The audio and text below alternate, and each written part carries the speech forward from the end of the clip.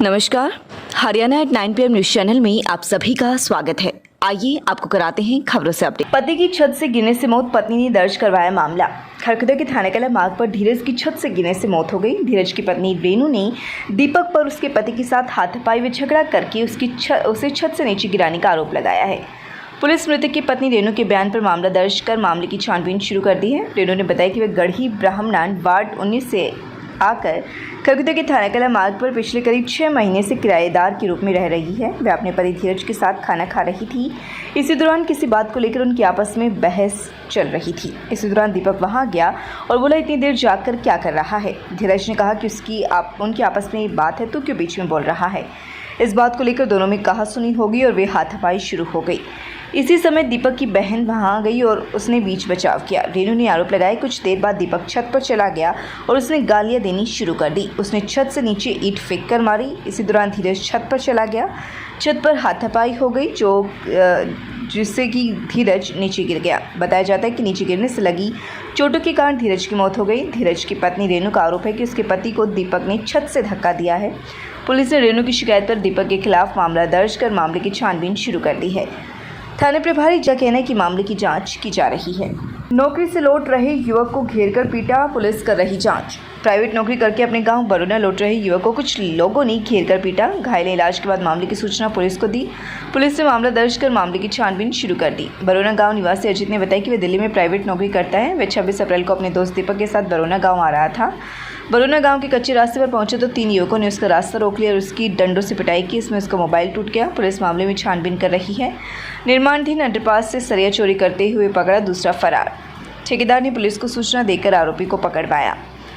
खरखुदा गोपालपुर मार्ग पर national highway 334B पर अंडरपास बनाया जा रहा है। इस दौरान रात्रि को एक टेम्पो को हाईवे पर लगाकर 2 युवक कंपनी का सरिया व कॉलम अपने टेम्पो में लोड कर रहे थे ताकि यहां से सरिये को चोरी कर सके। इस दौरान ठेकेदार को चोरी करते हुए युवक दिखाई दिए तो उसने शोर मचा दिया और एक आरोपी को पकड़ लिया, जबकि दूसरा आरोपी टेम्पो को स्टार्ट करके फरार हो गया। मामले की शिकायत पुलिस को दी गई है। पुलिस जब मौके पर पहुंची तो एक आरोपी को पुलिस के हवाले कर दिया। पुलिस ने मामला दर्ज कर मामले की छानबीन शुरू कर दी है।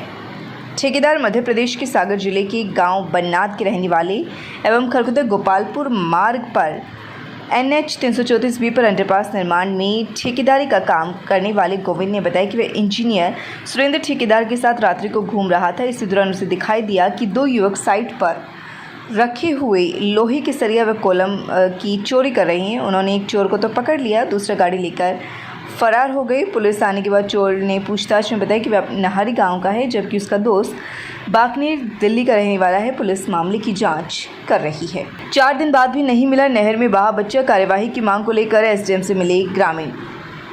खांडा गांव में 4 दिन पहले एक Santro car NCR water channel नहर में गिर गई थी। ग्रामीण इस मामले की जांच की मांग पर अड़ गए हैं। इस हादसे में एक महिला व एक बच्चे की मौत हो चुकी है, जबकि 6 परिवारों में इकलौता 12 वर्षीय लड़का नहर में बह गया था, जिसका अभी तक कोई सुराग नहीं लग पाया है। गांव में इस हादसे को लेकर इस तरह की चर्चाएं हो रही हैं।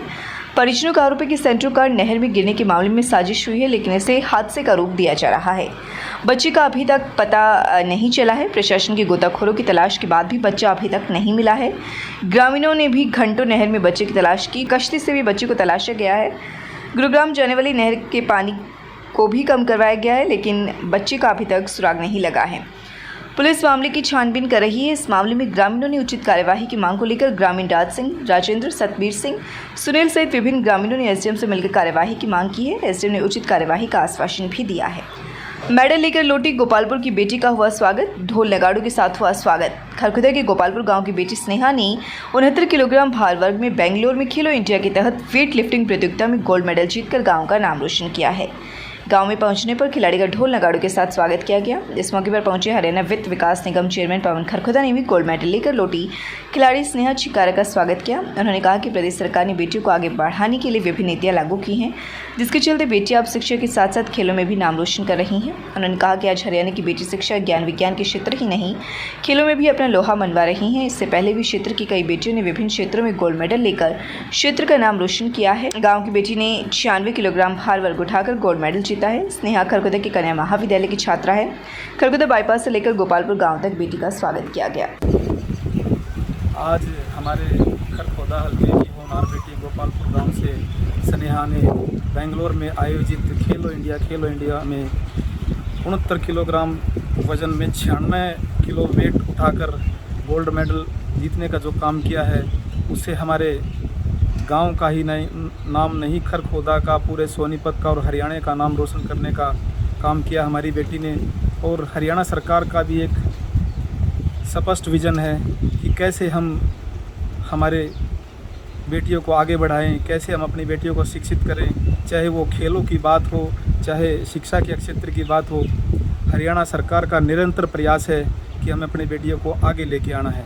और उसी कड़ी में आज हमने हमारी स्नेहा बेटी का स्वागत किया है, उसके उज्जवल भविष्य के लिए उसको शुभकामनाएं दी है और पूरा खरखोदा हलके ने उसका स्वागत किया है एकजुट होकर, और उससे खिलाड़ी का मान और सम्मान भी बढ़ता है। और मेरा ये तो ये मानना है कि पहले की भी, पूर्व की भी सरकारें रही हैं, लेकिन जितना मान और सम्मान आज की वर्तमान हरियाणा सरकार ने, गठबंधन की सरकार ने खिलाड़ियों को जो मान सम्मान देने का काम किया है, वो पूर्व की सरकारों में कभी नहीं हुआ। तो मैं दोबारा से हमारी स्नेहा बेटी को गोल्ड मेडल लाने के लिए इनको बार बार बधाई देता हूँ। और इनसे हमारे जितने भी युवा हैं एक शिक्षा और सीख लेने की भी कोशिश करें कि संघर्ष कभी छोटा नहीं हो सकता, और जब संघर्ष करते हैं तो उसकी सफलता भी बड़ी होती है, और वही हमारी बेटी ने करके दिखाया। तो मैं बार बार स्नेहा का, हमारी बेटी का धन्यवाद करता हूं कि इन्होंने हमारे खरखोदे हलके का नाम रोशन करने का काम किया है। राजकीय महाविद्यालय पीपली में आज़ादी का अमृत महोत्सव के अंतर्गत अंतर्राष्ट्रीय नृत्य दिवस के उपलक्ष्य में सांस्कृतिक विभाग द्वारा नृत्य प्रतियोगिता का आयोजन कराया गया। इस अवसर पर सामुदायिक स्वास्थ्य केंद्र खरखोदा के सहयोग से महाविद्यालय की यूथ रेड क्रॉस समिति द्वारा HIV एड्स जागरूकता कार्यक्रम पर काउंसलर राजू सिंगला ने व्याख्यान दिया। हरियाणा कला परिषद रोहतक मंडल की सौजन्य से इस सांस्कृतिक कार्यक्रम में तरंग स्टूडियो की छात्राओं अनु, अंजलि, दिव्या और मन्नत द्वारा हरियाणवी एकल एवं समूह नृत्य कर दर्शकों का मन मोह लिया। इस कार्यक्रम का शुभारंभ करते हुए महाविद्यालय प्राचार्य किरण सरोहा ने कहा कि इस तरह की सांस्कृतिक गतिविधियां विद्यार्थियों के सर्वांगीण विकास के लिए नित्यांत आवश्यक है। उन्होंने सामुदायिक स्वास्थ्य केंद्र खरखोदा के काउंसलर राजू सिंगला का आभार व्यक्त करते हुए कहा कि वे इस तरह की जागरूकता कार्यक्रम का आयोजन समय समय पर होते रहना चाहिए, जिससे विभिन्न प्रकार की बीमारियों के प्रति सभी जागरूक हो सके।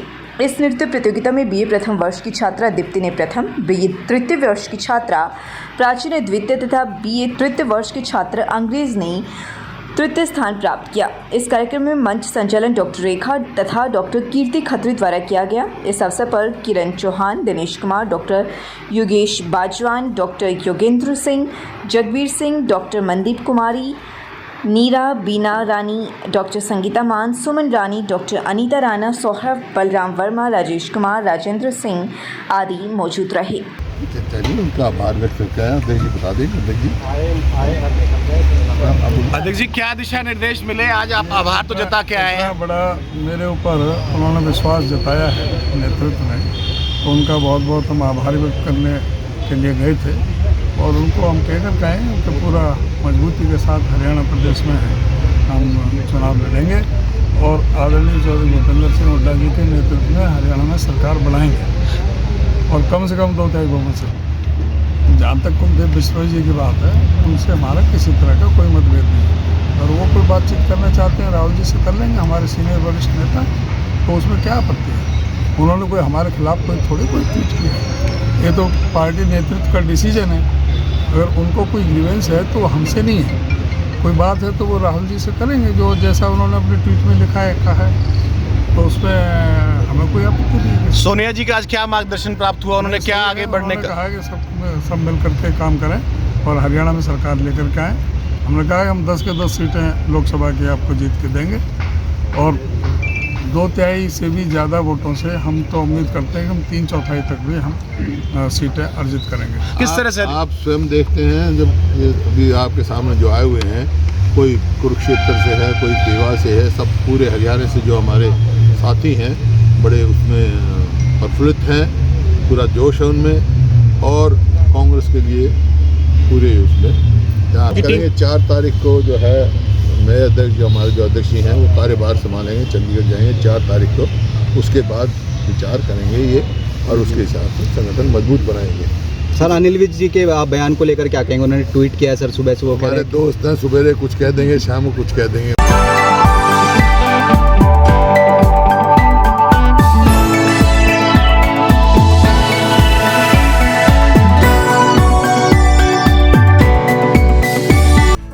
इंटरनेशनल स्कूल, डांस अकेडमी व sports academy, archery, boxing, kabaddi, cricket, volleyball, basketball, football. Stanford school affiliated to CBSE New Delhi, Thana Khurd, Kharkhoda, Sonipat.